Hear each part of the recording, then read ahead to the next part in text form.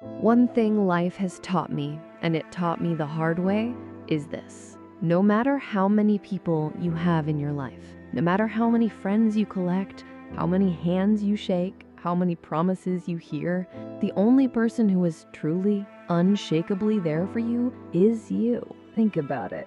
When you need advice, when you're at rock bottom, who's really there? When you're upset, when your chest is tight and your thoughts won't leave you alone, who's sitting with you in the silence? At 3 a.m., when the tears don't stop and sleep refuses to come, who's there to pull you through? He said he'd be there. He's not. She promised she'd never leave. She's gone. The truth is, people mean well, but life pulls them in 1,000 directions. Everyone is fighting battles you'll never see, carrying weights you'll never know, and sometimes, most times, they simply don't have the space to carry yours too. That's when you learn you are the one you've been waiting for. You are the anchor. You are the rescuer.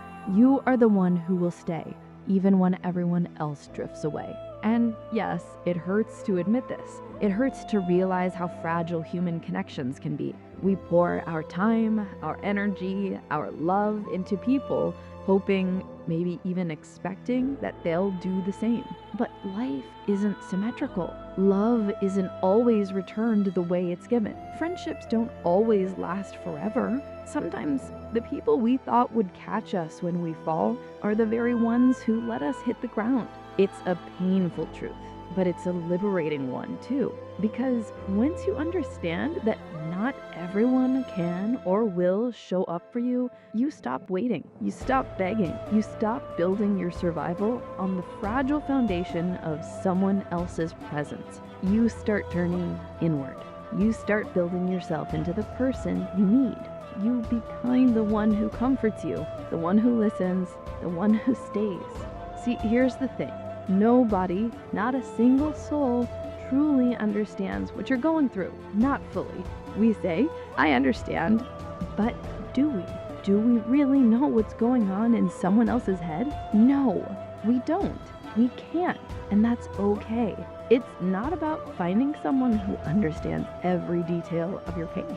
It's about learning to sit with yourself in the darkness until you find your own light. It's about recognizing that the deepest healing, the truest strength, comes from within you, not from someone else holding your hand. Life is brutally short, too short to spend it chasing people who can't love you the way you need, too short to let your peace be controlled by who stays and who leaves, too short to let heartbreak write the chapters of your story. Yes, people will love you, some deeply, some imperfectly. Family, friends, lovers, they will be there in moments, and those moments can be beautiful. Treasure them, hold them close, but don't mistake their love for a guarantee. Don't build your worth on their attention. Don't hand over the keys to your happiness and expect them to drive you safely, because at the end of the day, it's you. You against the doubts. You against the loneliness. You against the nights where you feel too broken to continue. But it's also you who rises. You who keeps breathing when the world tries to suffocate you. You who learns, who grows, who pushes through. You who turns scars into wisdom and pain into power. So yes, put yourself first. Not out of selfishness, not out of arrogance, but out of necessity. Because if you don't, who will? If you don't take care of yourself, how can you take care of anyone else?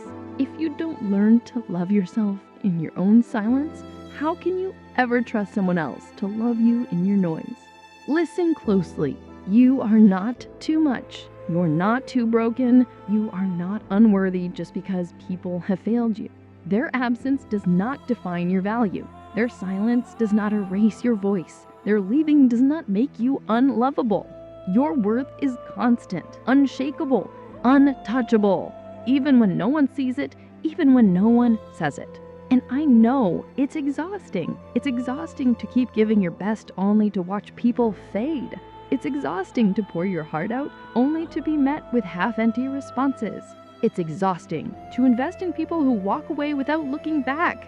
But here's the truth. People will leave because the chapter has ended.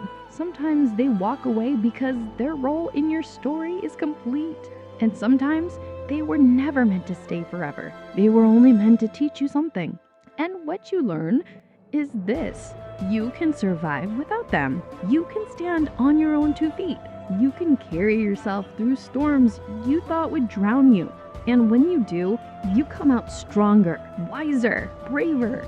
So stop chasing what doesn't chase you. Stop begging for doors to open when they've been nailed shut. Stop waiting for people to come back when their part of your story is done.